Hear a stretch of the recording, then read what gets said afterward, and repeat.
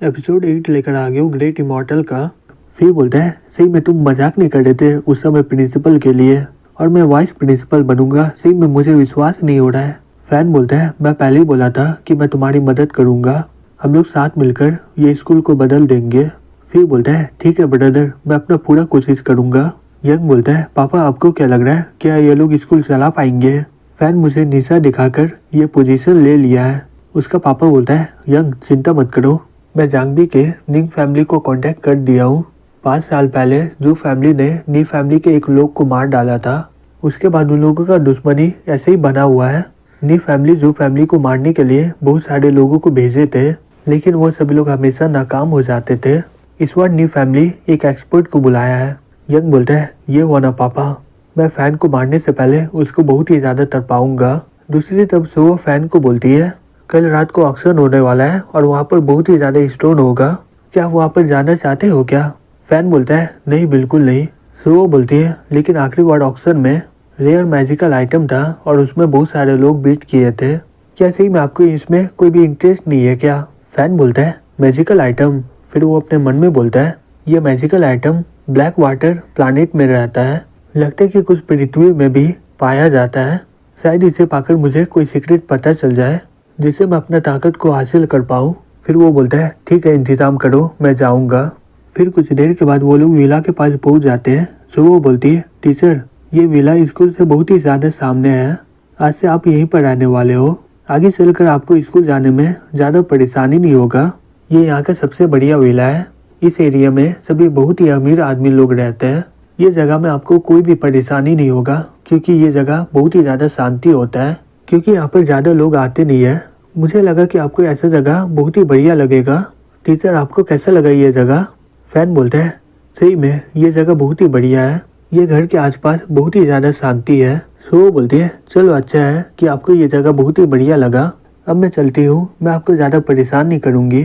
Fan बोलता है नहीं तुम आज नहीं जा सकती हो, तुम्हें आज रात को मेरे साथ रुकना होगा, मुझे तुमसे बहुत ही बात करना है, जल्दी से अंदर आ जाओ। सो शर्माते हुए अपने मन में बोलती है क्या क्या मुझे सुनने में कुछ गड़बड़ी हुआ है क्या?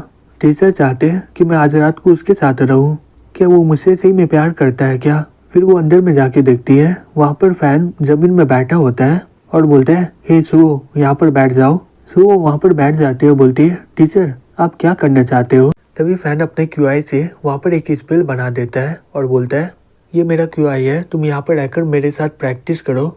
सो वो अपने मन में बोलती है टीचर अपने साथ हमें यहाँ पर प्रैक्टिस करने बुलाया है, मुझे लगा कि ये मुझे बिस्तर में फेंक कर मेरे साथ करेंगे, शांत हो जाओ, मैं ये सब क्या सोच रही हूँ, लेकिन मुझे इसके लिए इतना बुरा क्यों लग रहा है?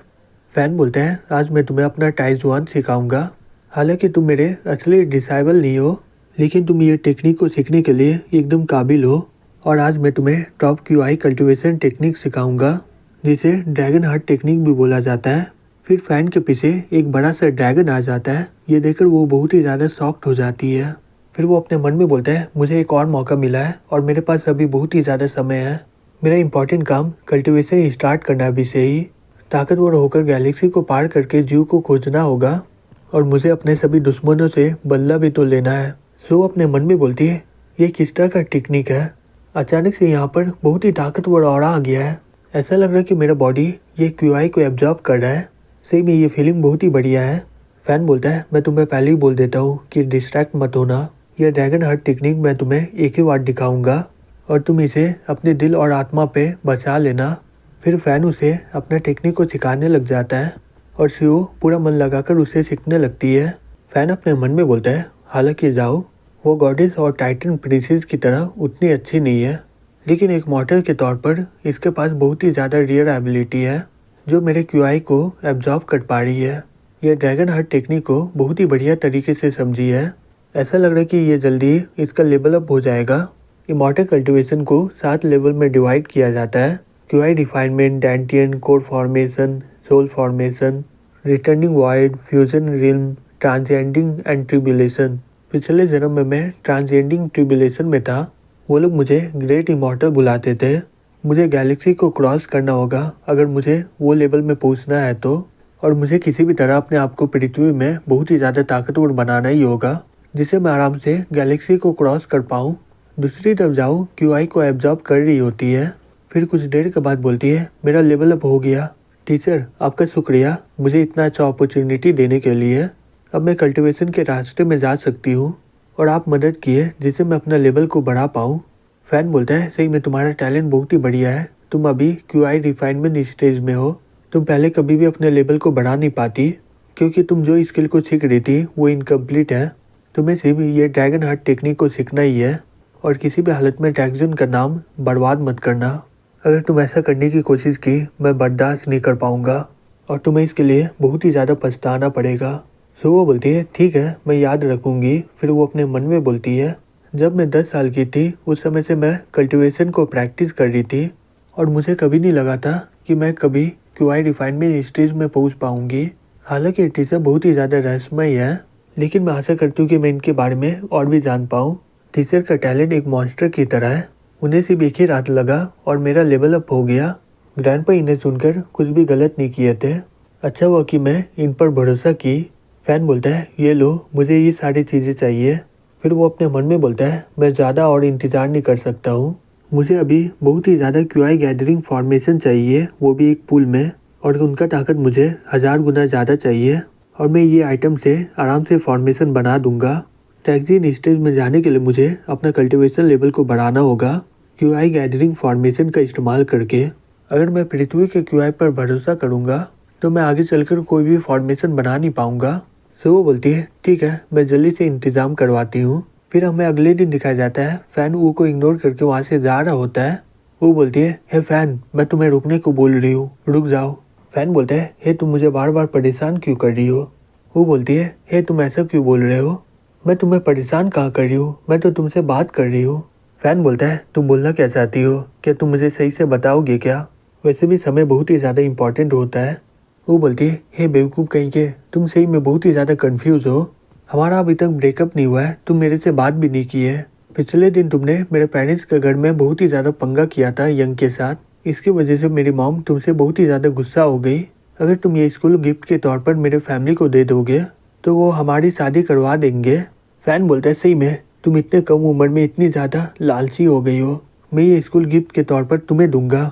सही में इंसान लोग बहुत ही ज़्यादा लालची होता है, उन लोगों का कोई सीमा नहीं होता है। फिर वो अपने मन में बोलता है, ये अपनी मॉम के चक्कर में पूरी तरह बेकार हो गई है। इसकी मॉम और बेटी पिछले जन्म की तरह है, जो मेरा बचा वो पैसा खाना चाहती है।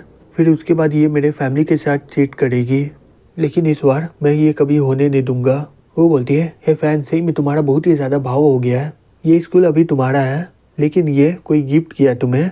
क्या तुम मिस साउ के नौकर हो क्या, जिसे वो स्कूल ये गिफ्ट के तौर पे देती है तुम्हें। जब उसे तुम्हारी ज़रूरत नहीं होगी वो तुम्हें निकाल के फेंक देगा और तुम्हारे पास फिर से कुछ नहीं रहेगा। नहीं तो कोई तरीका ही नहीं है कि तुम इतनी जल्दी अमीर हो जाओ। तुम्हारा जो फैमिली बैकग्राउंड है ये तो इसके लिए नामुमकिन वाला बात है। ये मैं पक्का बोल सकती हूँ, जब तुम उनके साथ अकेले रहते हो तुम उसका पाँव चाटते रहते हो एक कुत्ते की तरह। लेकिन मुझे समझ में नहीं आ रहा है कि मिस जाओ तुम्हें टीचर क्यों बोल रही है। तुम लोग कौन सा गेम खेल रहे हो। फैन बोलता है, तुम्हें जो सोचना है सोच लो, मेरे पास समय नहीं है तुम्हारे ऊपर बर्बाद करने का। सो वो बोलती है, हे फैन तुम इसी तरह नाटक करते रहो और तुम एक दिन इसके लिए बहुत ही ज़्यादा पछताओगे। फिर वो अपने मन में बोलती है, ये फैन सही में बहुत ही ज़्यादा बदल गया है। मुझे लगा था अगर मैं इससे मिलूंगी तो ये कुत्ते की तरह मेरे पीछे पड़ेगा फिर से, लेकिन तुम पहले से बहुत ही ज़्यादा अलग हो गए हो। और तुम्हें क्या लगता है मैं तुम्हें ऐसे ही जाने दूंगी। मैं तुम्हें फिर से अपना कुत्ता बनाऊंगी जो मेरे पीछे भागते रहे। यही तुम्हारा किस्मत है फैन। तभी उसी से मैं फैन रिसीव कर लेता फ़ोन को। वो की मम्मी बोलती है, हे मैं आंटी बोल रही हूँ, क्या तुम आज डिनर करने के लिए आओगे। आज मैं तुम्हारे लिए बहुत ही बढ़िया खाना बनाई हूँ। असल में मैं तुमसे स्कूल के बारे में बात करना चाहती हूँ, अगर तुम मेरी बेटी को वो गिफ्ट कर दोगे। फैन बोलता है, मैं तुम्हारी बेटी को कुछ भी नहीं दूंगा और मुझे दोबारा फ़ोन मत करना। उसकी मॉम बोलती है, हे तुम क्या बोल रहे हो। फिर वो फ़ोन को काट देता है और अपने मन में बोलता है, इसकी मॉम से में बहुत ही ज़्यादा कमीनी इससे। तभी जू बोलती है, हे तुम उस लूजर को इग्नोर करो। अगर वो प्रिंसिपल बन गया फिर भी इसका बैकग्राउंड बहुत ही ज़्यादा बेकार है, वो हमारे लेवल में कभी भी नहीं पहुँच पाएगा। तुम्हें तो पता ही है कि गरीब लोग इतने सारे पैसे को कभी संभाल नहीं पाता है। इसके पास कोई स्किल और कनेक्शन भी नहीं है, तो इसे परेशान मत करो। और मुझे नहीं लगता कि वो स्कूल को ज़्यादा देर चला पाएगा। वो बोलती है, लेकिन वो प्रिंसिपल है अभी, वो कुछ भी कर सकता है। जू बोलती है, हे तुम बहुत ही ज्यादा चिंता कर रही हो। यंग इसे आराम से संभाल लेगा, हमारे पास बहुत ही तरीका है एक कीड़े को मारने का। तुम्हें तो पता ही है यंग फैमिली कितना ताकतवर है यहाँ पर कोई भी स्टूडेंट उसे मना नहीं कर सकता है, अगर किया तो वो लोग नौकर बन जाएगा और यहाँ के सभी स्टूडेंट ये प्रिंसिपल को मार के निकाल देंगे और ये फैन फिर से तुम्हारा कुत्ता बन जाएगा। वो बोलती है, क्या इसे मिल जाओ, गुस्सा तो नहीं ना हो जाएगी। जो बोलती है, नहीं, क्योंकि फैन अभी प्रिंसिपल है ना कि वो। अगर वो स्कूल को संभालने में नाकाम हो गया तो हमारा प्रेसिडेंट उसे ऐसे ही मार के निकाल देगा। चलो चलते हैं, वैसे प्लान शुरू हो गया है, हमें जाके देखना चाहिए।